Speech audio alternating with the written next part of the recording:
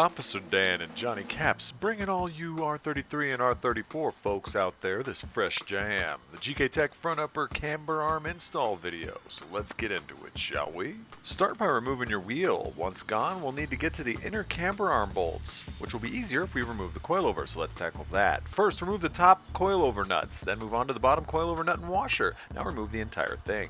Now remove the upper camber arm outer bolt and nut and push the bolt through. Then remove the J-arm from the upper camber arm itself and remove the upper camber arm inner bolts as you can see here. Now wiggle that sucker out.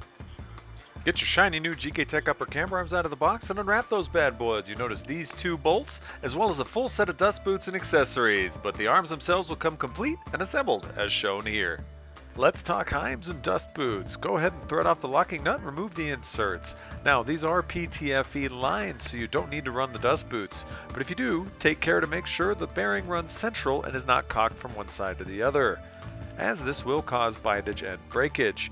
Now install the dust boot as shown on the screen, thread the locking nut back on, and reassemble to the arm. The max safe adjustment when measuring from the end of the insert to the base of the camber arm as shown is 77.8 millimeters or 3.06 inches, meaning the total overall length is 219.9 millimeters or 8.65 inches. Just make sure both sides are adjusted evenly. If you want these to match OEM length, they're going to need to be 44.7 millimeters or 1.87 inches, or a total length of 191 millimeters or 7.51 inches. The minimum you can run these Johnnies at is going to be 45.6 millimeters, 1.79 inches, or 189 millimeters, 7.44 inches total length. In this particular case, we're going to wind them out to OEM measurements. Once that's set, tighten the locking nuts down on both sides, and these things are ready to go back in.